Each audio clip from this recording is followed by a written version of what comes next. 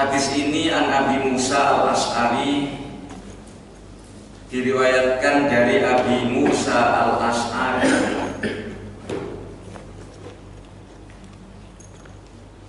wa Mu'adzin, dan juga diriwayatkan dari Mu'adz bin Jabal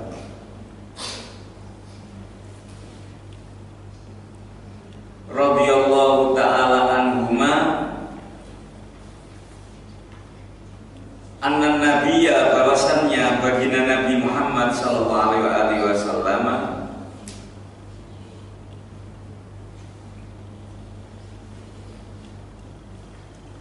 qala, beliau berkata lahuma, kepada Abu Musa al-Asy'ari dan Mu'adz bin Jabal.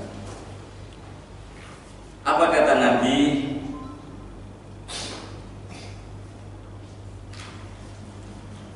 La ta'khudhu fi shadaqati illa min hadhil asnafil arba'ah. Jangan kau ambil zakat, la ta'khudhu fi shadaqati, jangan kau ambil zakat illa min hadhil asnafi, kecuali dari inilah golongan al-arba'ati yang jumlahnya 4.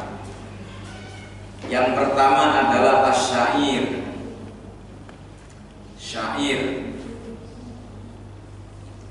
Yang kedua wal khintoh, yaitu khintoh. Khintoh itu gandum sejenis. Wasabibi, dan anggur kering, raisin, kismis. Watamri, dan kurma kering. Rawahu Tabrani, hadis ini diriwayatkan oleh Imam Tabrani, wal Hakim, dan Imam Hakim. Walidari, sedangkan dari Qutni meriwayatkan an Mu'adzin radhiyallahu anhu, dari Mu'adz bin Jabal radhiyallahu anhu, qala, beliau berkata, wa ammal kithabu, sedangkan ketimun, wal bittihu, dan semangka, wal ummanu, dan delima, wal qasabu, dan tebu, faqad afa'anhu Rasulullah sallallahu alaihi wasallam, maka bagi Nabi membebaskan untuk itu semua. Artinya tidak wajib dikeluarkan zakat. Wa isnaduhu dhaif, sedangkan ini yang mengatakan timun, semangka, delima, tebu tidak wajib dizakati, hadisnya sanadnya dhaif. Hadirin yang dimuliakan Allah, kenapa di sini Abu Musa dan Mu'adz bin Jabal? Karena ketika itu baginda Nabi memerintahkan dan mengutus Abu Musa beserta Mu'adz menuju negeri Yaman untuk berdakwah. Dan Nabi membekali beberapa nasihat-nasihat dan juga mengenai hukum-hukum Islam. Makanya dalam hal zakat Nabi menjelaskan kepada beliau berdua yang diwajibkan dikeluarkan zakatnya hanya dari 4 biji-bijian: syair, khinta, zabib, dan tamur. Sedangkan ketimun, semangka, delima yang bukan merupakan makanan pokok tidak wajib dikeluarkan zakat. Dari hadis ini ada beberapa perbedaan ya mengenai kewajiban pertanian. Jadi orang pertanian itu terbagi 2. Yang pertama namanya hubub, biji-bijian. Yang kedua namanya simar, buah-buahan. Sedangkan jenis hubub, biji-bijian yang harus dikeluarkan zakatnya adalah kullu ma yuktatu fi halatil ihtiyar, yaitu makanan pokok seperti beras kalau di negeri kita. Sedangkan makanan yang tidak merupakan makanan pokok, makanan alternatif, misalnya ganyong, tahu ganyong, waliro, kan ini kan juga bisa mengandung karbohidrat yang lumayan, ya kan? Gaplek, ini namanya makanan alternatif, maka tidak wajib dikeluarkan zakatnya. Jadi sampean memanen ganyong, meskipun sudah bisa dijual belikan, tidak wajib dikeluarkan zakatnya. Baru kalau dijual belikan, zakatnya bukan zakat ganyongnya, tapi zakat apa? Perdagangannya.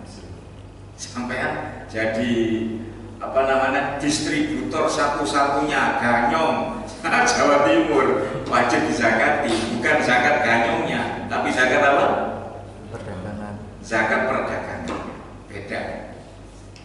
Tapi kalau ini minal muktata, termasuk makanan pokok, bukan makanan alternatif, seperti jagung di Madura, seperti beras di Jawa.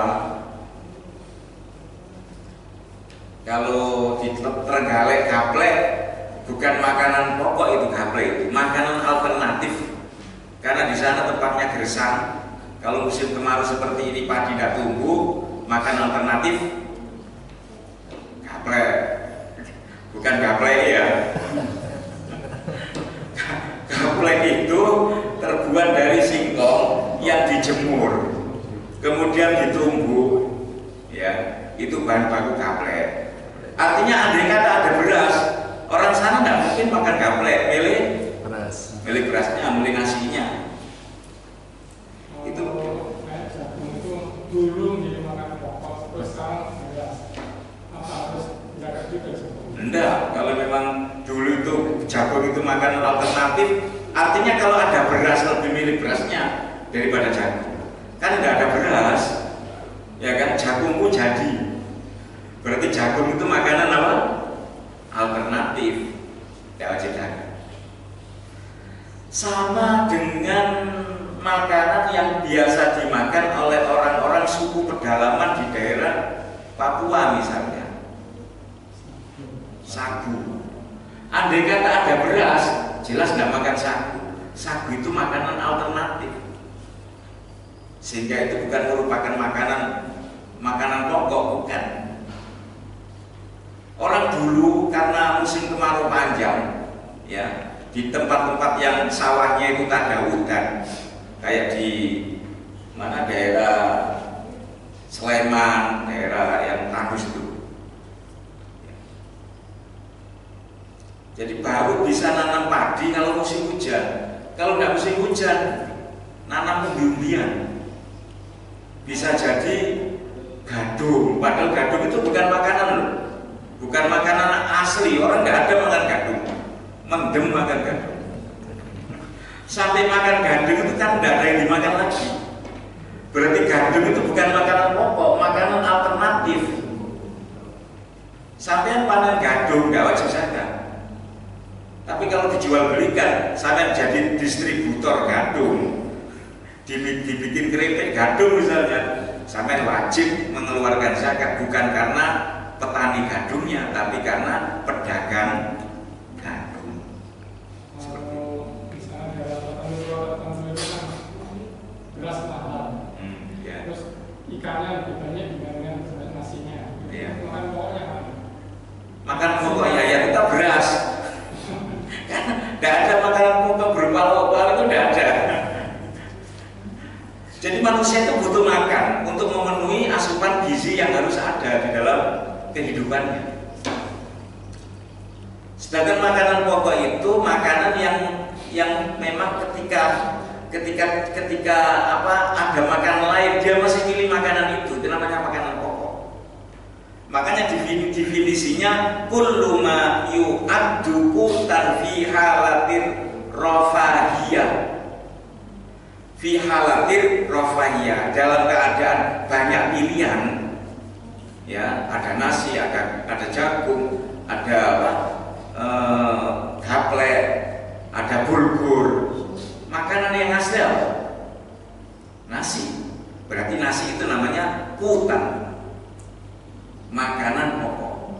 Tapi kalau alladzi yuqtatu fi halatil maja'ati faqat, sesuatu makanan yang dimakan hanya dalam kondisi maja'ah, dalam kondisi keterpurukan, dalam kondisi kelaparan, itu bukan dinamakan makanan pokok.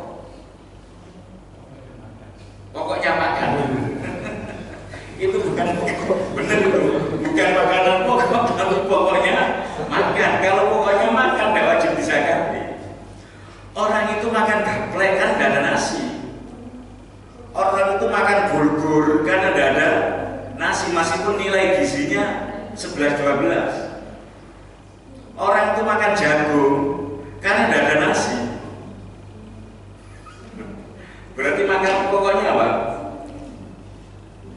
Nasi. Orang itu makan apa namanya? Makan daging karena tidak ada nasi. Kalau ada nasi ya nasi yang dimakan.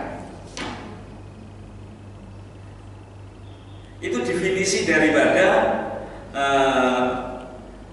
makanan pokok. Wal qut walladzi yaqumu bil badan ghaliban. Qut makanan pokok itu adalah alladzi yaqumu bil badan ghaliban. Makanan yang pada umumnya digunakan seseorang untuk memenuhi kebutuhan asupan gizinya. Pada dasarnya manusia butuh yang namanya makanan yang mengandung karbohidrat. Nah, kalau kita lihat yang mengandung karbohidrat bukan hanya nasi saja. Ya, bulgur juga mengandung karbohidrat, tapi bukan berarti bulgur tahu bulgur ya. Kalau orang Jawa bilang jagung cantel. Pohonnya seperti jagung tapi buahnya seperti padi, merikil-merikil kecil-kecil. Kalau dulu dibikin berontong atau ada yang dibikin tape, nah ini enak sekali. Tapi ini bukan makanan pokok. Kismis itu apa makanan pokok? Kismis itu bukan jenis makanan pokok, tapi jenis buah yang harus dikeluarkan zakatnya. Jenis buah yang harus dikeluarkan zakat namanya thimar. Hanya dua jenis. Yang pertama adalah buah anggur, yang kedua adalah buah kurma. Kenapa? Karena anggur dan kurma ini melengkapi kebutuhan manusia, bukan kebutuhan tambahan. Orang makan kurma tanpa makan apapun masih bisa bertahan. Begitu pula makan anggur kering. Tapi kalau makan pelem, makan mangga, mencret. Sehingga buah mangga bukan termasuk buah yang harus dikeluarkan zakat. Makan kurma saja dengan air, ya. Selama hidupnya makan kurma dengan air, kebutuhan apa namanya? Kebutuhan asupan yang harus diserap oleh tubuh tercukupi. Tapi kalau buah mangga tidak bisa, sama makan buah mangga, nggak usah sahuran, seminggu. Kalau BAB tidak usah kedengaran, wahing udah keluar. Karena sebenarnya ini bukan makanan pokok, bukan buah yang bisa menopang kebutuhan kehidupan. Apalagi manggis. Manggis hanya 1-2 buah aja, apalagi durian. Punya kebun durian 12 hektar.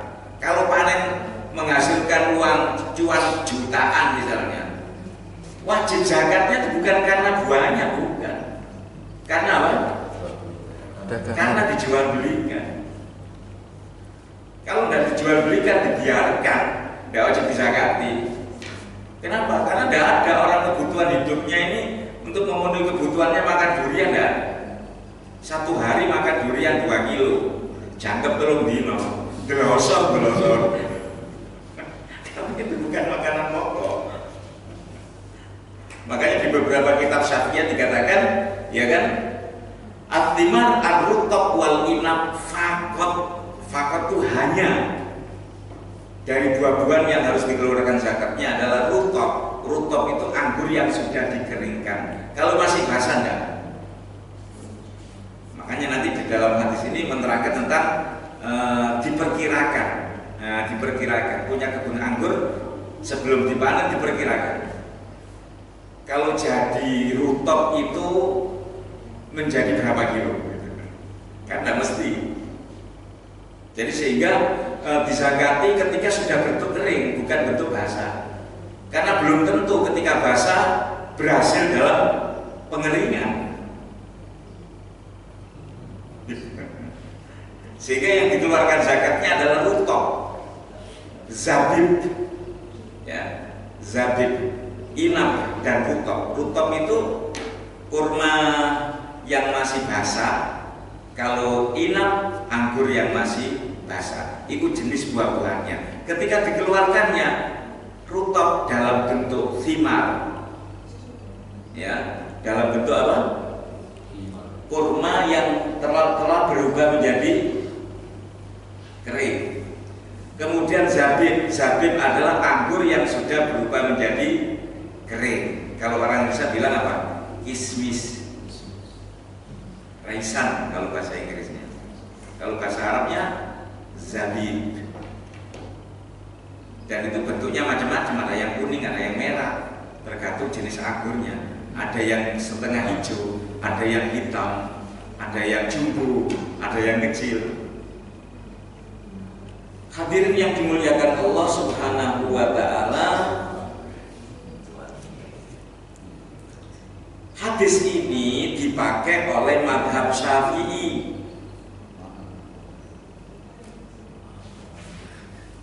Beda halnya standaritas mazhab Ahmad bin Hanbal. Hasil pertanian yang harus disakati menurut Ahmad bin Hanbal yaitu fima yukalu wa yubqa wa yaibasu, yaitu jenis buah-buahan atau jenis biji-bijian yang cara penjualannya ditimbang, ditaker. Yang kedua bisa bertahan lama tanpa ada proses. Kalau bertahan lama dengan cara dijadikan manisan ya beda lagi. Akhirnya cermi juga bisa bertahan. Tapi kalau tidak menggunakan campuran bahan-bahan lain, cermi dibiarkan ya busuk.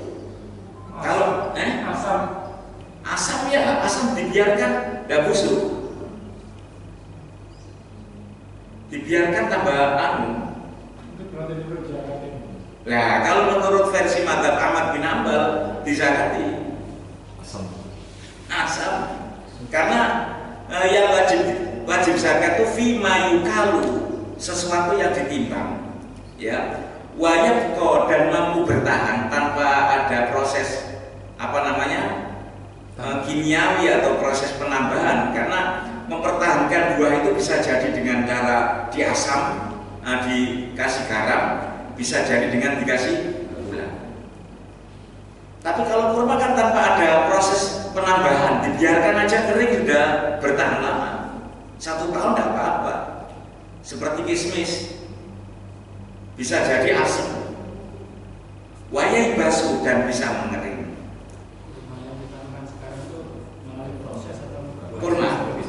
Kurma itu saya kemarin dapat kurma sukari yang masih mentah, yang warnanya kuning emas. Kalau dimakan manis ada sepat-sepatnya, krik begitu. Ini saya biarkan lama-lama menjadi kecoklat-coklatan.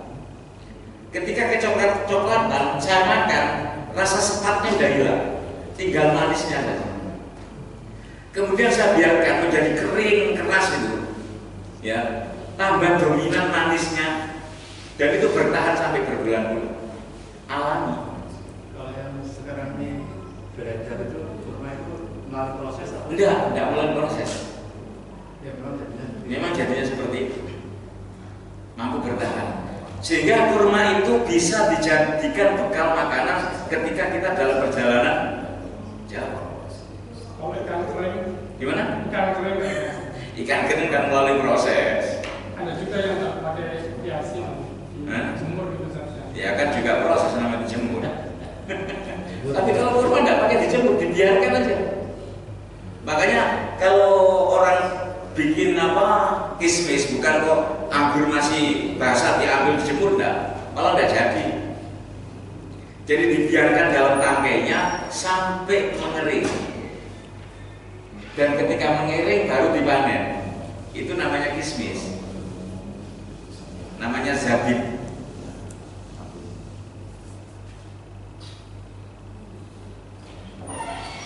Tidak rontok. Gimana? Tidak rontok. Tidak? Tidak rontok. Udah rontok. Tidak rontok. Tangkainya anggur itu kuat. Tidak rontok. Beda dengan kelem.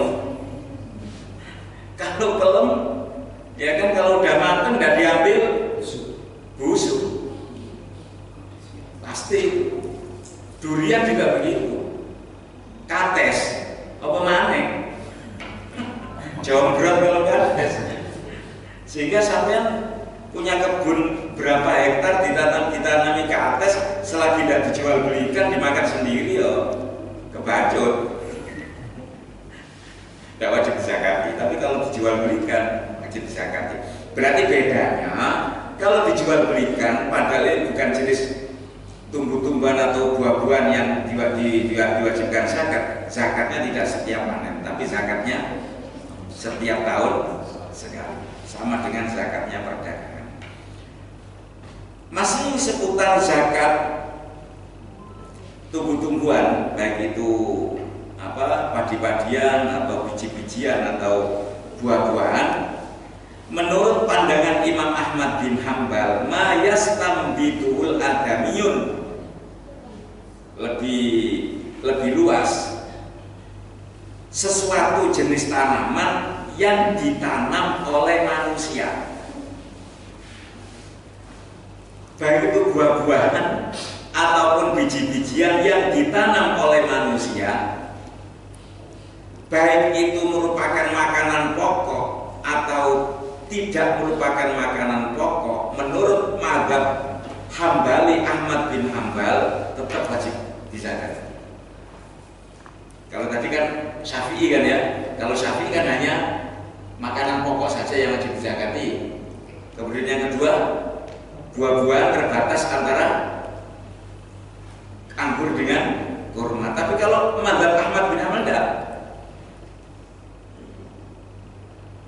Pokoknya segala tumbuh-tumbuhan yang ditanam oleh manusia, baik itu merupakan muktatan makanan pokok seperti gandum, beras, atau tidak merupakan muktat, kacang-kacangan, malah disebutkan secara spesifikasi kacang full, kacang adas, kacang finsi, kacang kamun, kacang turmus, kacang simsim, dan lain sebagainya, termasuk buatin, termasuk pisang, kacang fustuk yang ada kulitnya keras itu, yang dalamnya warnanya kuning kehijau-hijauan, yang harganya mahal itu, fustuk, ya,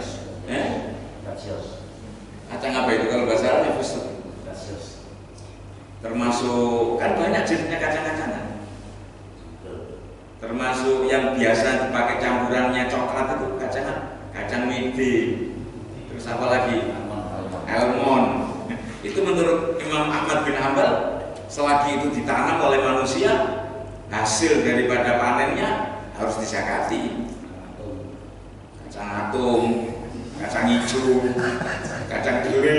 Kalau panen dari hutan nggak wajib. Kalau panen dari hutan nggak wajib. Enggak, kalau di tempat bukan milik, bukan ditanam, tumbuh liar ya.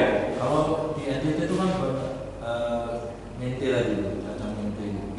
Itu bisa saja tidak bukan perkebunan, tapi memang liar. Tapi kalau liar enggak. Tapi diambil. Mesti diambil, meskipun diambil. Ini menurut mazhab Ahmad bin Hambal. Karena enggak bodoh. Enggak bodoh, enggak ada modal. Liar kan? Dan masih menurut Ahmad bin Hambal, wala zakat fi asfisail fawaqih alladziina la tajaffaf. Kalau ini buah tidak bisa dikeringkan, di sini dicontoh seperti hanya tufah. Tufah itu apel, pir. Kemudian apa lagi? Apel bisa dikeringkan. Kalau sekarang metode terbaru bisa. Makanya tadi kan saya katakan bukan dikeringkan dengan cara, tapi ketika dibiarkan kering dengan sendirinya dan masih bisa dikonsumsi. Kalau sekarang apa yang dapat dikeringkan? Semangka bisa dikeringkan, pisang bisa dikeringkan, apa saja bisa. Jeruk aja dikeringkan bisa kok. Ini menurut mazhab Ahmad bin Hambal. Semangka, bantinjan, tahu bantinjan? Apa itu bantinjan? Terong. Terong dibiarkan lama-lama menjadi keras, warna kuning. Dibiarkan lagi busuk, nggak bisa dikonsumsi. Sehingga nggak wajib dizakati. Wahab Syafi'i wa Malik, kalau menurut mazhab Syafi'i dan mazhab Malik, yang harus zakati inna ilaan anna zakat innama takhruju fima tukhrijul ardu idza balagha nisaban wa kana mimma yuqtatu wa yudakharu. Ini kriterianya. Wa kana mimma yuqtatu wa yudakharu. Dari jenis tanaman yang ditanam, berarti bukan liar, mencapai 1 nisab, ya, dan juga merupakan makanan pokok dan bisa disimpan. Artinya bisa bertahan lama. Ya kita mengikuti mazhab siapa ini enaknya? Yang enak aja pakai Syafi'i, berarti enak sampean. Panen apa namanya? Semongko ada zakat. Tapi kudu dipangan dhewe. Tanggung jawab haji. Lah ini menurut mazhab Abu Hanifah beda lagi. Kalau menurut mazhab Abu Hanifah, mazhab Hanafi, wujubu zakat fi kulli ma kharaja minal ardi bila syarti nisabin wala farqa bainal hadarat wa ghayriha. Menurut mazhab Hanafi, yang harus dizakati setiap tanaman yang tumbuh dari bumi. Ya, tumbuhnya dari bumi, masa dari langit. Tanpa ada syarat mencapai 1 nisab dan tidak dibedakan antara itu berupa apa tumbuh-tumbuhan hijau ataupun yang lainnya. Cuma di sini dikoyiti bima yuqsadu bi ziraati istighlal al-ardi adatan. Dengan syarat memang tujuannya memang ditanam, bukan tumbuhan liar. Kalau tumbuhan liar meskipun bisa dimakan, ya kan, tidak wajib dizakati. Ini berdasarkan firman Allah, ya ayyuhalladzina amanu, wahai orang-orang yang beriman, anfiqu, infakkanlah min thayyibati ma kasabtum, dari harta halal yang kalian cari, wa mimma akhrajna lakum minal ardi, dan dari apa saja yang kamu keluarkan dari bumi. Berarti apapun yang kita tanam harus kita zakati.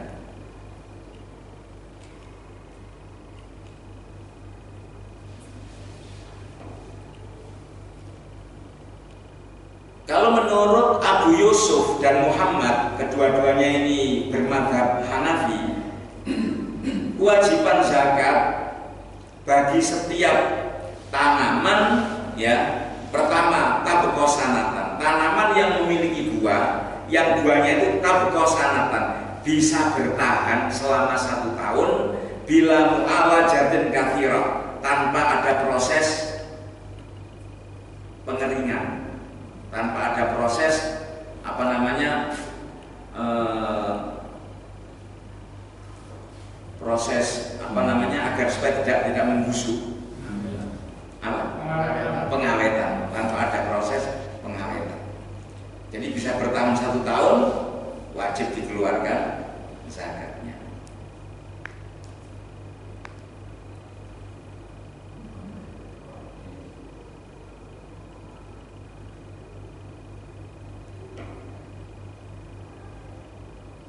Sehingga menurut beliau Imam Abu Yusuf dan Muhammad yang keduanya bermadzhab Hanafi, la zakata fihi la tajibu fihi illa fa fil qutni la tajibu fihi illa in balagha khamsata qanatir. Sehingga kalau lahan kapas, petani kapas ya wajib dikeluarkan zakatnya karena memang tumbuhnya di atas bumi dan dengan catatan, dengan syarat ditanam, bukan tumbuhan liar. Itu pun harus mencapai 1 nisab.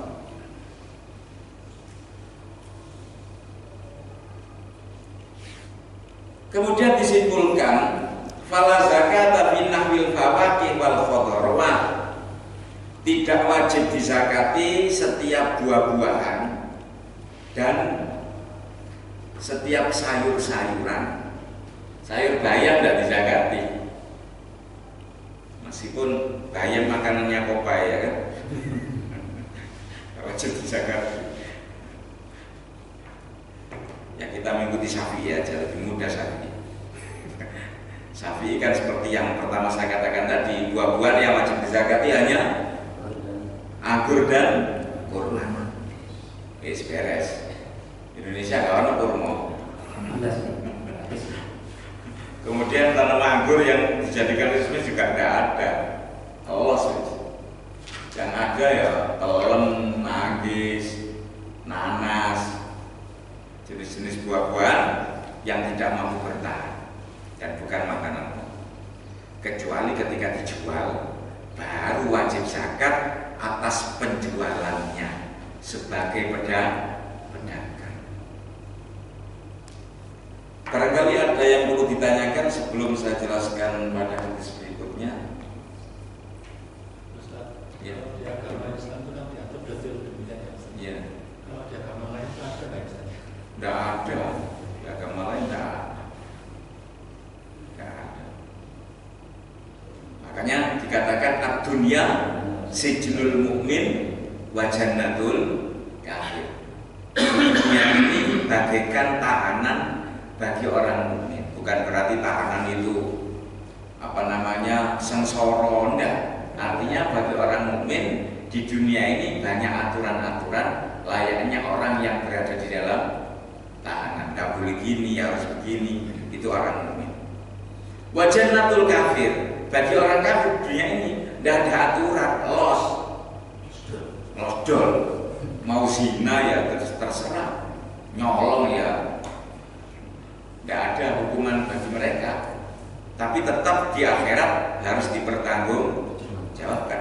Orang kafir tidak wajib sholat, tapi bukan berarti kalau tidak wajib sholat nanti di akhirat tidak ada hitungan masalah sholat. Nah, tetap, karena sholat diwajibkan bagi manusia. Karena memang manusia diciptakan untuk ibadah. Wa ma khalaqtul jinna wal insa illa liya'budun. Tidak aku ciptakan jin dan manusia kecuali hanya untuk beribadah. Makanya kalau kita berbicara tentang kenikmatan, kita wajib mensyukuri atas 3 hal. Yang pertama, mensyukuri kalau kita ini diciptakan oleh Allah menjadi manusia. Manusia ini merupakan makhluk yang dimuliakan oleh Allah. Walaqad karramna bani Adam. Benar-benar aku telah memuliakan anak cucu Adam. Siapa anak cucu Adam? Manusia. Surga itu pun diciptakan oleh Allah untuk manusia. Ketika Allah menciptakan Nabi Adam dan pasangannya Ibunda Hawa, Allah memerintahkan uskun anta wa zaujukal jannah. Wahai Adam, kamu beserta istrimu menempatlah di surga. Berarti surga sebagai tempatnya siapa? Manusia. Tidak ada, pelengkap saja. Memang ada beberapa hewan yang masuk surga. Ada. Salah satunya ikan yang pernah menelan Nabi Yunus alaihissalam. Semut yang pernah berdialog dengan Nabi Sulaiman alaihissalam. Ontanya Nabi Soleh. Khimarnya Nabi Uzair. Anjingnya Ashabul Kahfi. Itu beberapa hewan yang nanti bisa masuk surga. Nggak ada teman ya? Gimana?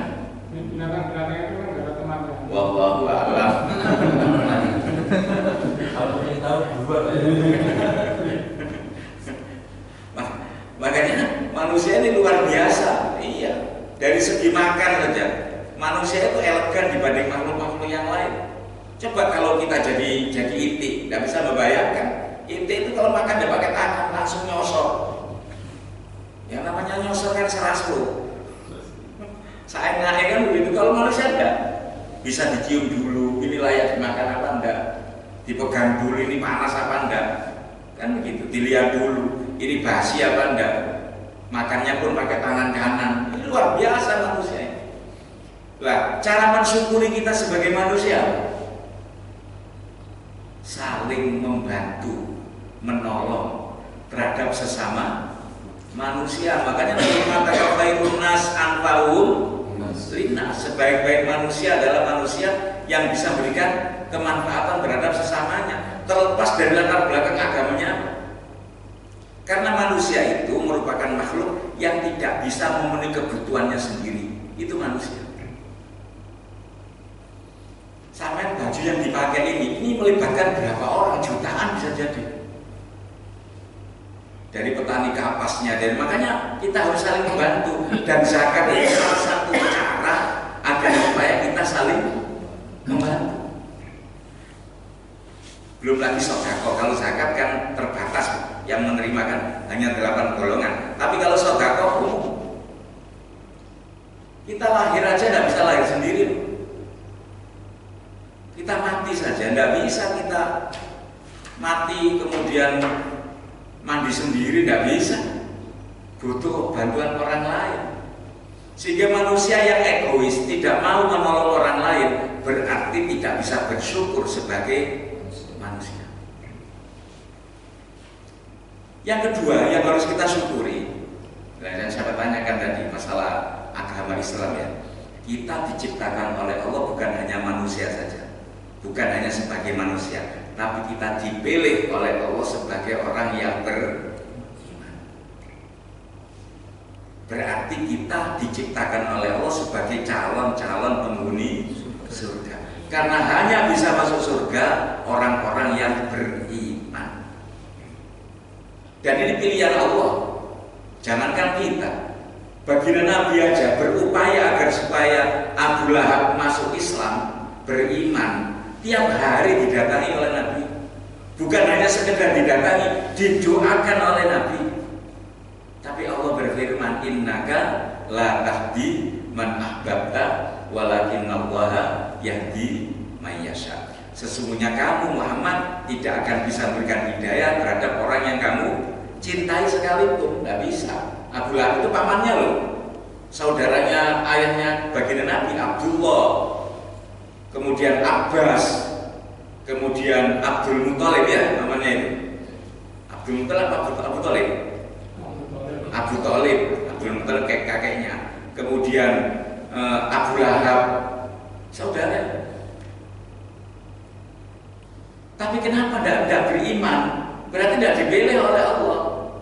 Innaka la tahdi man ahbabta. Sesungguhnya kamu Muhammad tidak akan bisa memberikan hidayah terhadap orang yang kamu cintai. Walakinnallaha yahdi may yasha. Tetapi Allah memberikan hidayah terhadap siapa saja yang dikehendaki oleh Allah mendapatkan hidayahnya.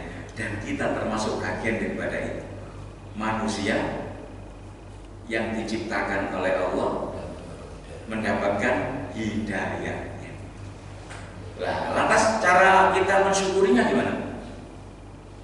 Pertama, cara kita mensyukurinya menjalankan perintahnya, menjauhi larangannya. Kalau kita sudah beriman, jadi orang Islam, tidak menjalankan perintahnya, bahkan melakukan larangannya, berarti kita tidak bisa mensyukuri atas anugerah keimanan dan keislaman. Bisa jadi ditarik oleh Allah, dicabut. Naudzubillah. Banyak orang-orang di luar sana lahir sebagai orang yang beriman, tapi matinya tidak membawa iman. Kenapa? Karena dia tidak bisa mensyukuri atas kenikmatan iman dan Islam yang Allah berikan. Yang kedua, dengan cara mengajar menjadi asbabnya hidayah. Itu cara mensyukuri keimanan. Karena bagaimanapun manusia itu kalau nggak mengajak, diajak. Kata kuncinya begitu, manusia. Kalau nggak diajak, mengajak. Kalau nggak mengajak, diajak.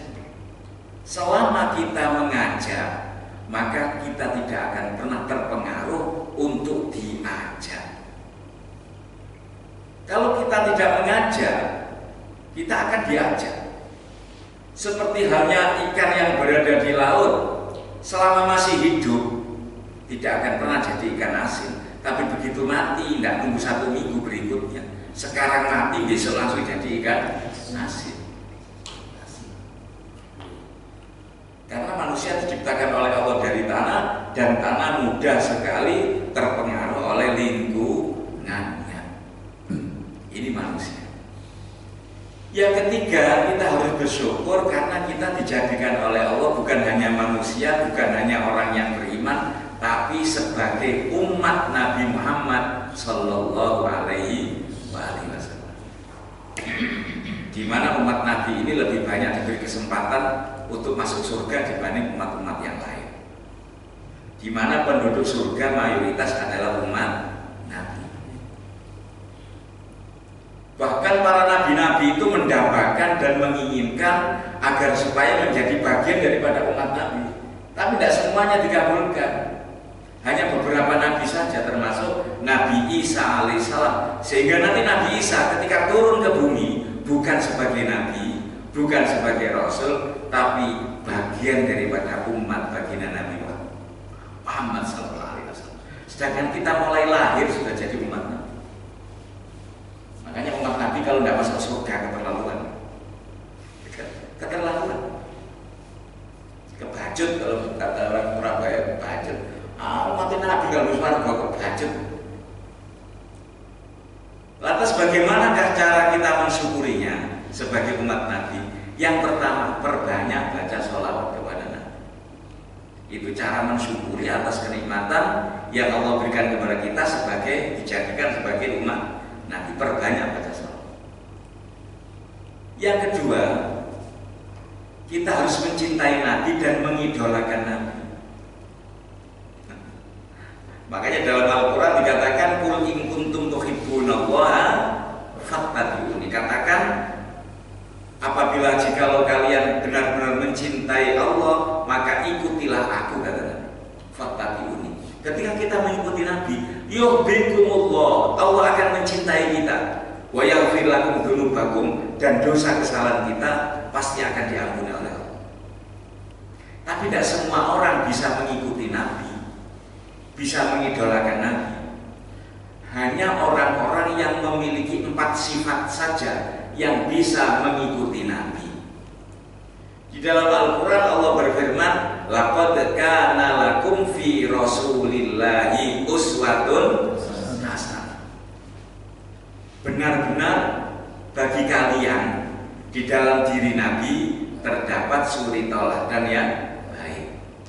Siapa kalian itu yang bisa mencontoh Nabi? Pertama, liman kana yarjuqa, orang yang selalu takut kepada Allah. Itu baru bisa meneladani Nabi. Kalau tidak takut kepada Allah, tidak akan bisa. Yang kedua, wal yaumal akhir, orang yang lebih mementingkan kepentingan akhirat daripada dunia. Karena memang kenyataannya wal akhiratu khairul laka minal ula, lebih baik akhirat daripada dunia. Walal akhiratu khairu wa abqa, akhirat lebih kekal daripada dunia.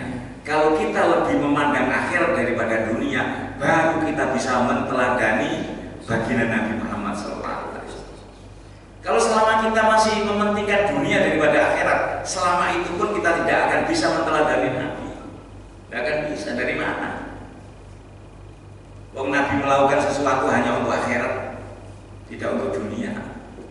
Hanya semata-mata karena Allah semua. Yang ketiga,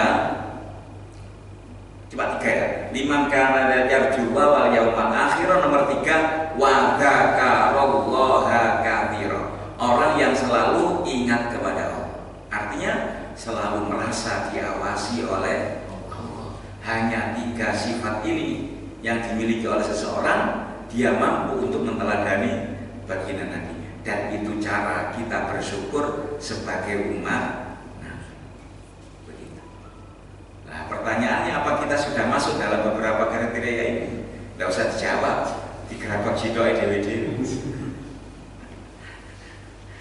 Kalau kita memang memenuhi syarat, ya memang kita mengidolakan Nabi, tidak hanya sekedar diucapkan.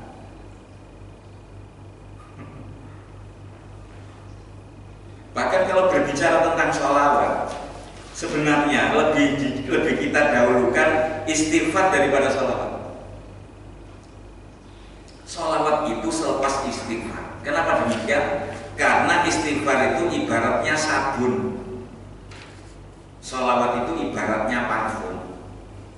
Kita pakai parfum setelah kita melakukan mandi, membersihkan kotoran dengan sabun. Masa kita baru olahraga, kelek ambunnya apa terus pakai parfum, tidak pakai mandi, gimana rasanya? Jadi perbanyak istighfar. Kalau dosa kita banyak, kalau dosa kita tidak seberapa banyak, ya sholawat tidak perlu. Nah sekarang istighfarnya tidak, sholawatnya toh, dengan harapan dapat syafaat daripada Nabi. Tapi kita tidak pernah memohon ampun atas dosa kesalahan yang kita lakukan. Sama dengan orang yang tubuhnya banyak kotoran, belum mandi beberapa hari, tidak pakai mandi, tidak pakai sabun, langsung disemprot pakai parfum. Apa jadinya? Apa jadinya? Kira-kira lebih kuatan parfumnya apa kotorannya? Kalau memang 50-50, baunya parfum campur bau kelek itu jelas tidak enak. Mendingan bau kelek tok, nggak pakai parfum, atau parfum tok daripada parfum campur kelek. Bisa dibuktikan. Apalagi yang keleknya baunya nyenget ya kan, sampai pahit itu dikasih parfum, waduh, tambah gak karuan. Analogikanya seperti itu. Mudah-mudahan jadi keterangan yang manfaat dan berkah. Mau saya lanjutkan hadis berikutnya, penjelasannya terlalu panjang ini. Insya Allah kita lanjutkan pada pertemuan yang akan datang. Pengen tahu aja Ustaz. Jadi orang yang terakhir masuk surga itu kan ada Ustaz ya. Ya. Bukan bahkan sampai Allah itu juga tersenyum gitu. Melihat mungkin dia merasa wah surga udah penuh, saya masih kebagian di sebelah mananya gitu kan. Ya. Istilahnya ini karakter orang seperti apa Ustaz? Ini orang yang terakhir masuk surga itu kan mungkin dosanya sudah gunung gitu saja, orang sudah parah, tapi dia masih meyakini atau minimal dia memang beragama Islam gitu ya. Atau dia selain Islam mungkin ya tetap Tuhan saya Allah gitu kan, walaupun dia masih masih berbuat banyak maksiat gitu. Atau seperti apa mungkin bisa dijelaskan sedikit Ustaz untuk karakter orang yang terakhir masuk surga. Apakah kita ini, saya pernah baca itu udah ada namanya nih Ustaz, katanya udah ada namanya, dan saya pikir ini namanya bukan orang Indonesia ini namanya. Jadi mungkin mudah-mudahan kita bukan orang yang terakhir gitu kan, istilahnya kan seperti itu Ustaz. Ya, mungkin. Sekalipun kita yang terakhir masuk surga itu alhamdulillah, daripada tidak pernah terjadi masuk surga. Ulama-ulama itu ketika menceritakan seperti itu, dia berharap meskipun jadi yang terakhir tidak apa-apa lah, masih ada harapan masuk surga. Bayangkan, naudzubillah, tidak ada harapan masuk surga terus gimana? Tidak bisa membayangkan. Makanya selama kita ada iman di benak hati kita, walau misqala dzarratin minal iman, meskipun sekecil biji atom, maka kita masih akan ada kesempatan masuk surga. Makanya pertama kali ketika surga mau ditutup, malaikat diperintahkan untuk mencari barangkali masih ada tersisa. Ternyata ada suara zikir di dalam neraka, di mana jasadnya sudah tidak ditemukan lagi. Wis dadi entut, udah tidak ada bentuknya. Ternyata inilah orang yang terakhir kali masuk surga. Itu pun tidak langsung dimasukkan, diangkat, dimasukkan ke ma'ul hayat, dan tidak dimasukkan langsung ke surga, diletakkan di depan pintu surga. Enak paling membunuh. Itu pun begitu dimasukkan, masih ada apa namanya stempelnya mantan narapidana itu masih ada. Dan penduduk-penduduk surga yang lain itu tersenyum melihat orang itu. Kemudian dia merasa malu dan mohon kepada Allah agar supaya dihilangkan. Dan paling kecil-kecilnya bagian di surga bagi orang yang masuk surga seluas bumi dan seisinya 7 kali lipatnya. Bukan 10. Ya itu riwayat macam-macam. 10 ada 7 yang jelas tidak seperti dunia. Kurang luas, payahnya kurang luas bagi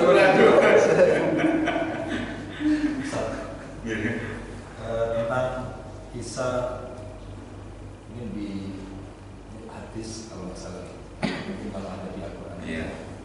Tentang orang yang sesama muslim yang pernah kayak kita begini.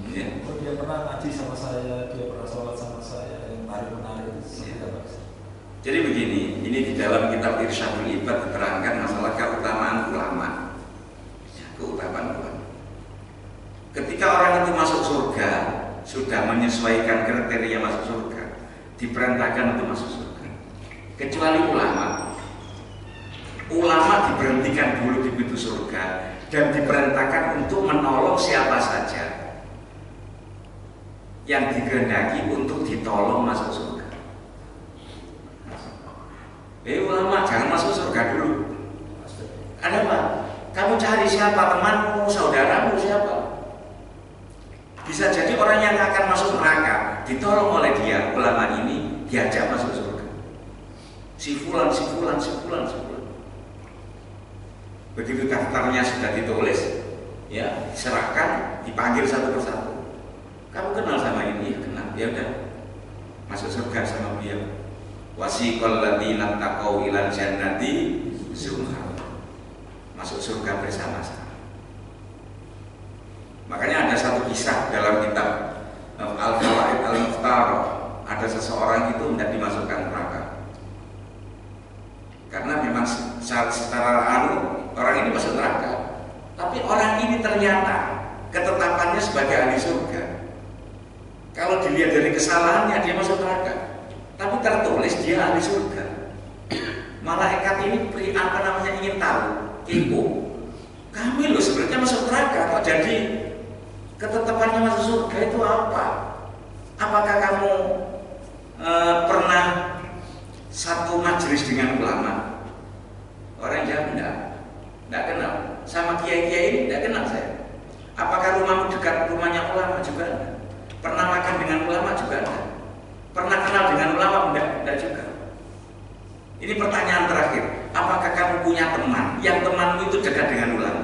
Lah itu baru saya punya teman. Yang teman saya ini kenal dengan ulama. Berarti dia kan KW 2 benar. Dia tidak kenal langsung dengan ulama, kenal dengan seseorang yang seseorang itu kenal dengan ulama. Itu pun dapat syafaatnya dan masuk surga. Tidak jadi masuk neraka. Artinya yang berbahasa ulama Lulusnya ada 3 kelompok yang bisa memberikan syafaat. Yang pertama adalah al-anbiya. Itu banyak riwayat hadis yang menerangkan seperti itu. Para nabi. Yang kedua adalah al-ulama, para ulama. Yang ketiga adalah asyuhada, orang yang gugur di medan perang. Hanya 3 kelompok ini. Yang lain nafsi-nafsi, tidak bisa membantu orang lain, sibuk dengan urusannya masing-masing. Kalau yang 3 ini berarti kan sudah di atas rata-rata. Nah, pertanyaannya, ulama yang seperti apa yang bisa seperti ini? Apakah kiai itu ulama? Belum tentu. Apalagi di Indonesia. Indonesia ini lain daripada yang lain. Kalau di negeri sana, ya saya nggak mau negeri mana ya. Di negeri sana, kalau ayahnya ulama, belum tentu anaknya jadi ulama. Kalau anaknya mengikuti jejak ayahnya dalam kealimannya, ya kan, dia jadi ulama. Kalau di sini enggak. Ayahnya jadi ulama, jadi kiai lah katakan, ya ayah jadi kiai, anaknya masih goblok koyo opo, bapaknya mati, naik tahta, mau enggak mau jadi kiai tolak-tolak namanya. Ada yang seperti itu. Karena enggak ada tolak patokannya kiai itu seperti apa enggak?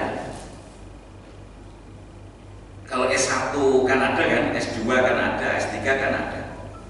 Kalau jurusan tafsir hadis berarti tesisnya kalau S2 seperti ini kan begitu. Kalau kiai enggak ada. Mana ada, enggak ada. Saya pernah ngomong sama kiai. Karena ada forum kiai se-Indonesia. Waktu itu namanya Halaqah Halim Ulama se-Indonesia di Jakarta, yang adakan salah satu organisasi besar. Saya lihat tidak semua saya hadir ini kapasitasnya seperti ulama, enggak. Saya ngomong sama teman saya, kalau gitu disertifikasi aja. Jadi ada kriteria, tidak usah repot-repot. Bawakan kitab apapun, Ihya Ulumuddin atau apa yang tidak ada harokatnya. Kalau orang Quran bilang kitab apa? Kitab kuning atau kitab gundulan, kitab tes. Tidak semua bisa baca, tidak semuanya bisa baca. Kan repot ini, repot. Jadi tahu banyak seperti dukun. Dukun itu tidak ada apa? Pokoknya sertifikasinya tidak ada. Bisa jadi dukun gandungan. Kalau dokter aja masih ada dokter gandungan kok. Padahal dokter itu kan harus ada apa? Ijazahnya, harus ada izin prakteknya. Kalau kita berobat kepada dokter gandungan, hasilnya apa? Malpraktek. Malpraktek dampaknya apa? Paling pola mati, tidak ada lebih daripada itu. Tapi kalau kita belajar ke ustadz gandungan, kiai gandungan, masuk neraka. Karena apa? Dia tidak tahu tentang agama, tapi berpenampilan seperti ulama. Ini kan bahaya sekali. Dokter aja yang gandungan membahayakan terhadap kesehatan, bahkan bisa menimbulkan kematian. Tapi kalau ulama yang gandungan, ustadz yang gandungan, bukan hanya mati, kalau mati pasti masuk neraka karena sesat dan menyesatkan. Makanya seorang ulama itu kalau melakukan dosa kecil, hukumnya seperti melakukan dosa besar. Kenapa? Dia jadi panutan. Kan kok merokok? Iya, guruku merokok. Kan begitu. Rokok itu haram dari sopo, tapi ilmumu ngomong haram. Ya itu lo pinter. Ngomongnya rokokan itu ngebet. Malah ngomong rokokan itu wajib kok. Repot kalau gini. Seperti sekarang aja ini, dukung mendukung, repot ini. Ya, sebagai orang awam seperti kita ini kan repot juga. Nanti seorang kiai mewajibkan alumninya harus mengikuti dia, kalau enggak diakoni sebagai santrinya, kan repot. Makanya ada seorang kiai itu bilang, kalau dulu banyak kiai kualat santri, banyak santri kualat kiai. Tapi kalau sekarang banyak kiai kualat santri. Nah, kenapa? Karena dikomoditaskan, dijual belikan. Dan itu rata-rata kiai yang punya santri banyak. Kalau santri hanya 10-20 aja enggak laku dijual. Piro santri nyai, kali dosa Pak. Was, eceran namanya. Walatnya intinya kayak apa? Ya semakin jauh dari ilmu yang dia pelajari, menentang ilmu yang dia pelajari, itu salah satu bentuk walatnya.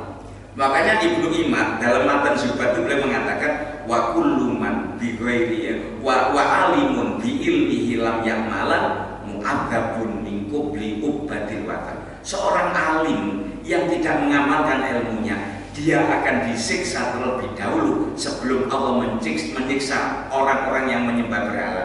Bayangkan. Tapi dalam kitab Ifadatus Sadati Umat, orang alim yang tidak mengamalkan ilmunya disiksa lebih dahulu itu bukan berarti karena dia sebagai orang yang rendah, bukan. Disiksa dahulu itu agar supaya segera dituntaskan dan lebih cepat masuk. Sama dengan sampean punya sarung yang harganya mahal dengan sarung yang harganya murah, sama-sama kotornya, yang dicuci yang mana dulu? Yang mahal dulu agar supaya cepat dimasukkan lemari. Ini sarung mahal. Kalau sarung yang nggak mahal, jarno kapan meneh-meneh. Ya, analogikannya seperti itu ya. Mudah-mudahan jadi